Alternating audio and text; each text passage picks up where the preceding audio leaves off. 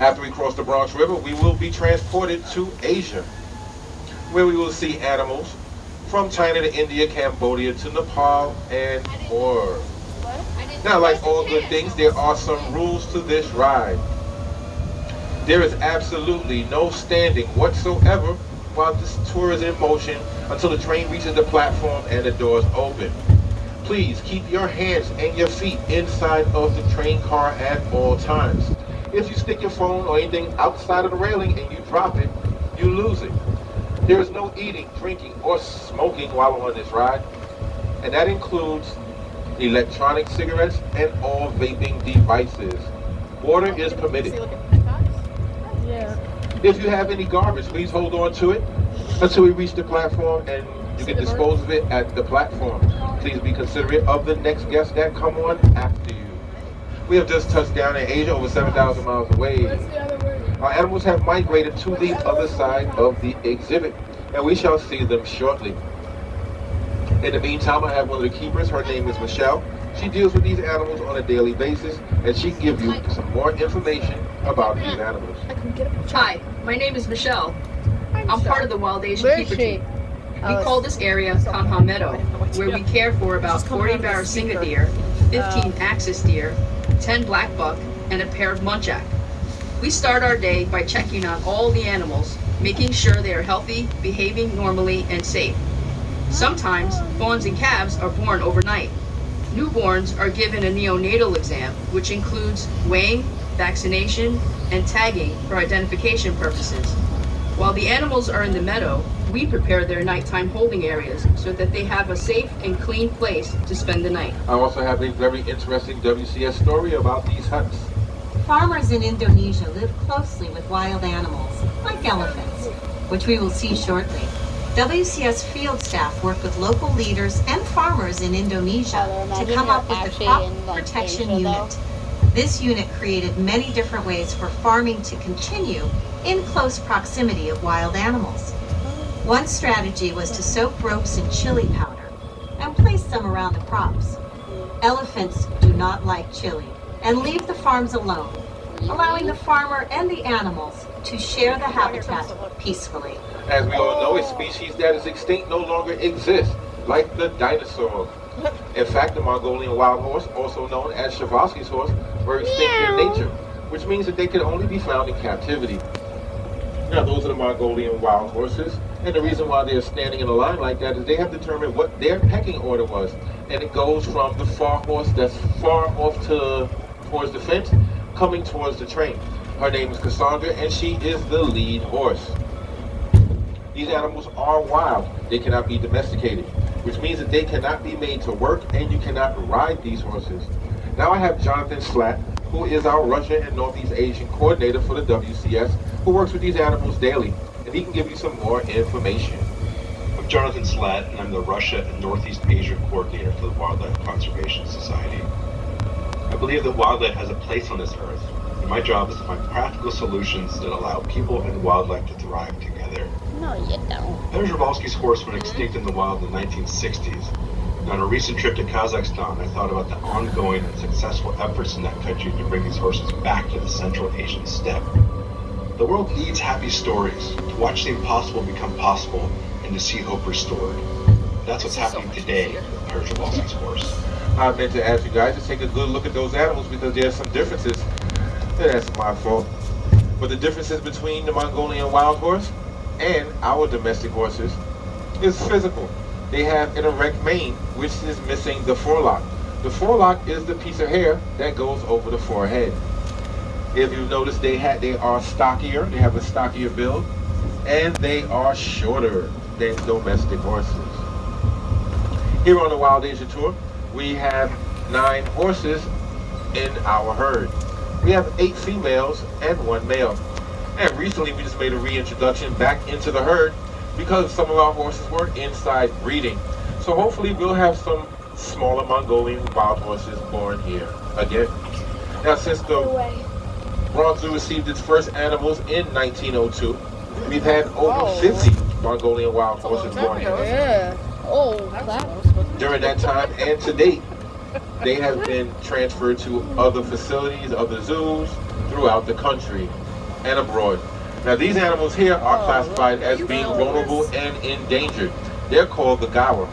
The gaur are the world's largest wild cattle. The males can weigh over 2,000 pounds, be 6 feet tall, and 10 feet long. The only thing that endangers these animals is the lack of their habitat and disease spread to them by domestic cattle. You can tell the males from the females by the horns. If you look at the horns and they come out of the head and go straight up, it's a male. If it curves in at the crown of the head, it is a female. And with that large size and those horns, a gaur can fight off anything, including a tiger. Now, only on my show will you hear this. I haven't heard anybody else say it as of yet. But I have a category called the heavyweight category.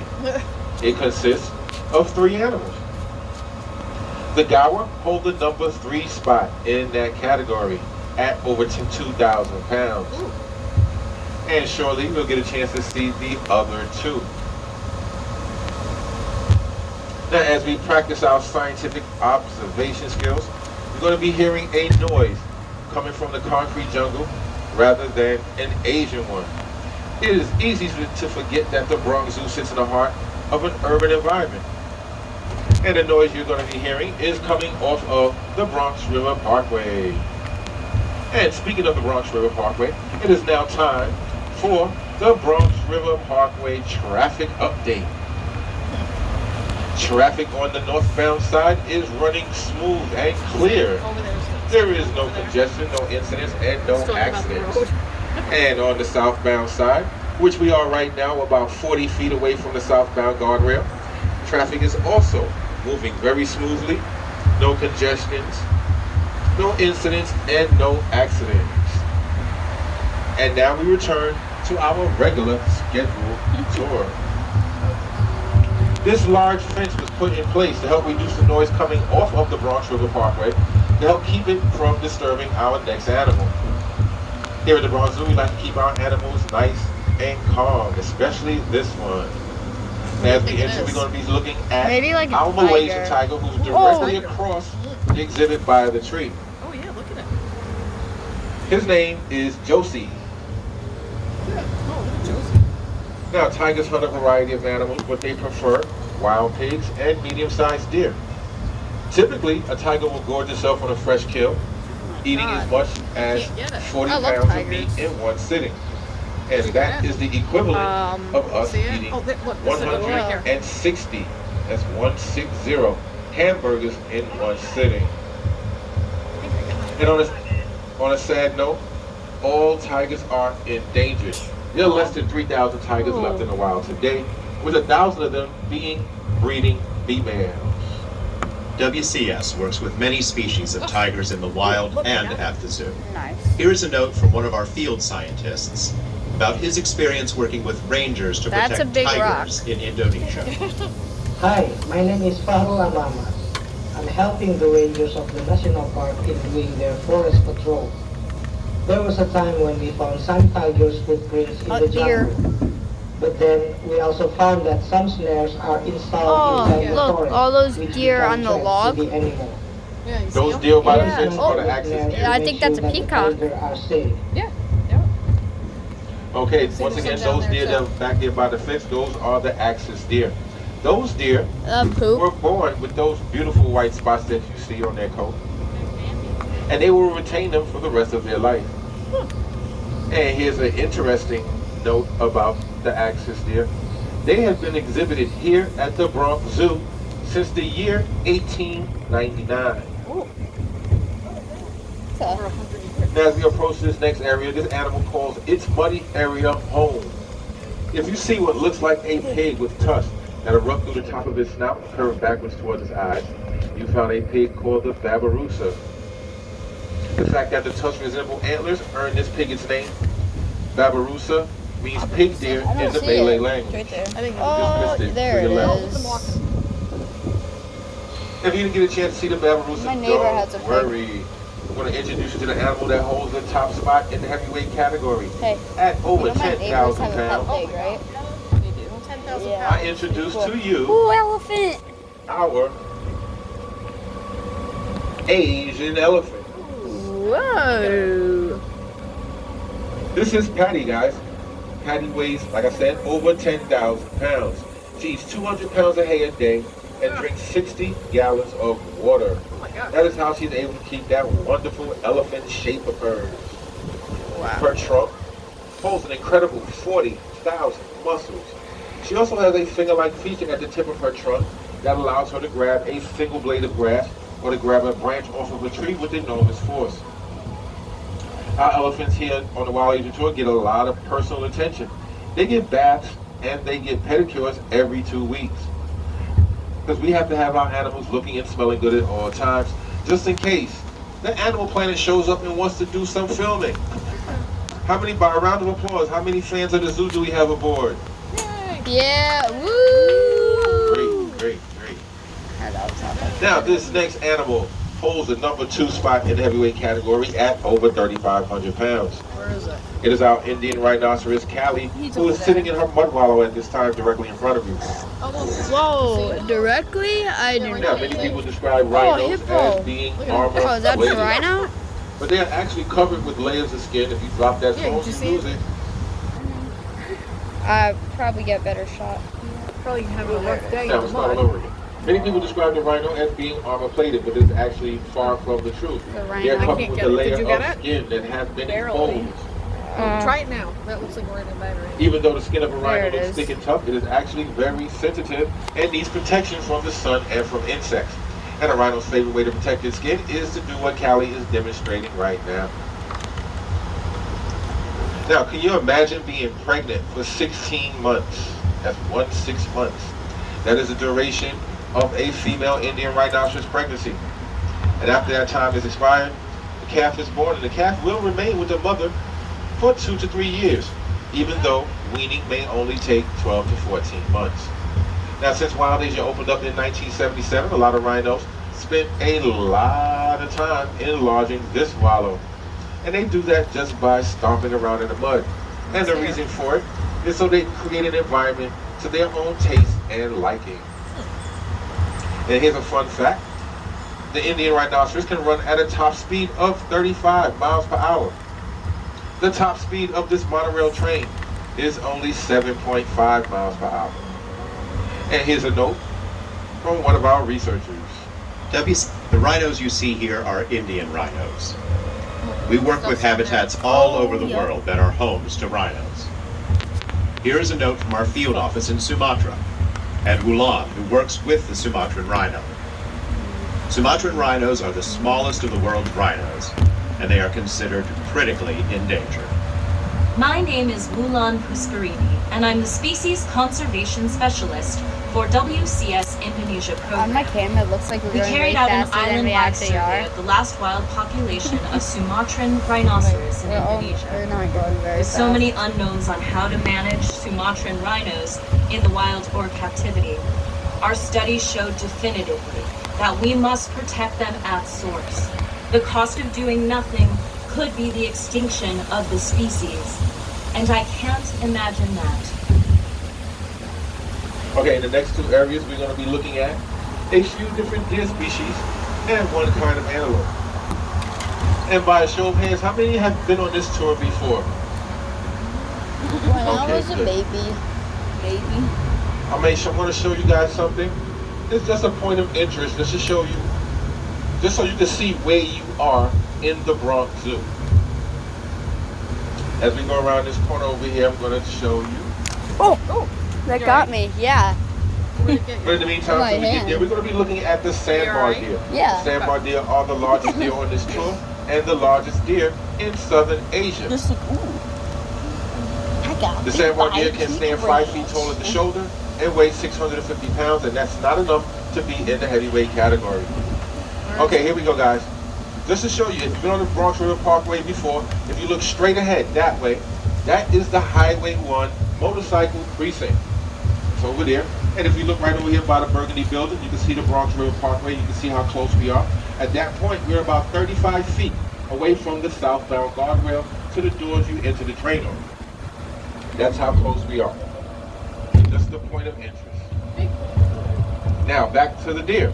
We're going to be looking at, if you see a yellow-brown animal or a bluish-gray animal, you spotted the nilgai, which are the largest of the Asian antelope species. If you look up the path there, look all the way in the back by the fence in the rear, you can see the entire herd there. Right in front here, we have one of the nilgai antelopes. They are the largest antelope species, Asian antelope species.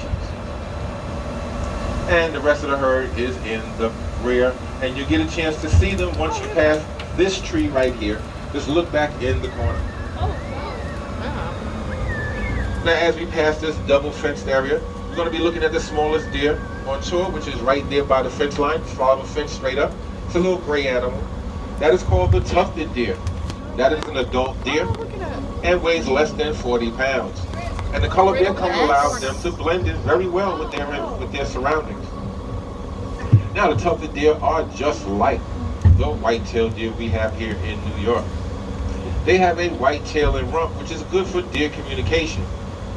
When alarmed, this deer will lift its tail, show a flash of white, indicating danger to other deer, or to help a fawn to follow its mother in flight. How close that is. As we go around this curve, we're going to be headed back across the Bronx River. Just look at it from like. And once we get over the Bronx River, we'll be at the highest point of our tour, which is 35 feet above the water. 35? If you look down, you may be able to see shadows of some fish and turtles. And maybe some ducks going by. And on my last tour, we had 4 people going by down the Bronx River in a canoe. It's not gone.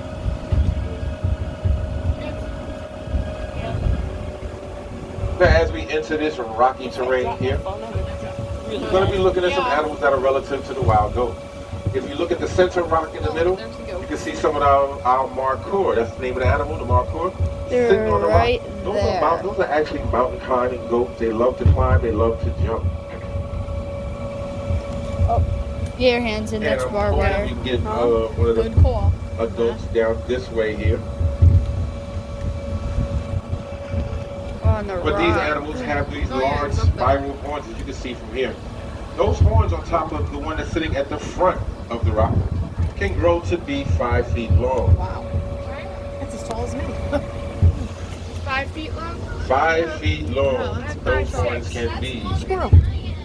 I'm 5'6". Now, from a standing position without a running start, these animals can leap 6 feet directly straight up into the air to get fresh fruit and leaves off of the trees. 6. Wow. I'm 5'6". I'm 6'10" almost.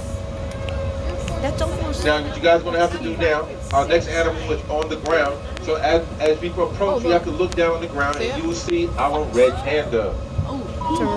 Unfortunately, he's not in his tree. He's usually right here up top, but he's down below. His name is Linus, and he is 5 years old. There's Linus. Travis. I can't get his picture. This person's name is Travis. Who? I couldn't get him. But I think we named him Travis because we didn't know what his name was. So we just named him Travis. Rule number 1. Thank you. Now we're going to test your red panda knowledge. I'm going to ask you a question. It's a multiple choice question. And I need you to answer by a show of hands. Okay. The red panda is closely related to A, the raccoon, B, the skunk, C, the weasel, or D, all of the above. How many say A, the raccoon? Raise your hand. Okay. How many say B, skunk? Raise your hand. How many say C, weasel? How many say D, all of the above? Oh, yeah, all of them. You are true blue Bronx Zoo explorers. All of you that said all of the above. The red panda is closely related to all 3 of those animals. So you're still correct. Wonderful job, guys. Wonderful job. So you were still correct. Even Now, as we rounded this corner here, our journey is almost at an end. Bummer. So you're still correct. Even if You heard from some of our animal experts here in the here and in the field, and also tried out some of your own science skills while on this ride. We hope that you've been inspired by what you have seen and heard today. Remember, the Bronx Zoo is a part of the Wildlife Conservation Society. also known as the WCS. In addition to managing 5 parks in New York City, the WCS also has scientists in the field at over 300 sites in over 60 countries. Now we're going to make one stop before we reach the platform. We do have a red signal and a train ahead. Now before you exit, just want to remind you, those of you that are sitting in the front rows, there is a step up. Those of you that are sitting in the rear rows, there is a step down. Need everyone to please watch your step as you exit the train. When you got aboard the train 20 minutes ago, you notice how the train rocked. It's going to do the same thing as you step off. So please watch your footing as you step onto the platform. Those of you that are sitting from the first car where I am to B5, if you're not sure the car number, just look up in the middle of your train and you'll see the number. From the front car to B5, you're going to step onto the platform and exit to your right. B6 and 7, you'll see the exit in front of you. And the last car, you're going to step onto the platform and you're going to go left and make your first immediate right. Now I have a signal to go, so we're going to hit the platform and get you guys going on the rest of your exploration here at the Bronx Zoo. I'm just gonna not. On behalf of the Wildlife Conservation Society and the Bronx Zoo, we thank you very much for coming out today. I didn't know what trigger I'm not gonna stop. And to show your appreciation for the quick service from the platform staff, can you please give the Wild Asia Monorail platform staff a round of applause? Yeah. Thank you, we all Okay, I appreciate stopped it. My gigabytes just went Now, back into November 3rd will be the last day of the running of the monorail. So please tell your family and friends, please come and get an exceptional tour like you just got and enjoy it. Now, once again, November 3rd, which is a Sunday, will be the last running day of the monorail. Once again, my name is Marion. I've been your guide and your driver. Enjoy the rest of your day here at the Bronx Zoo. Thank you.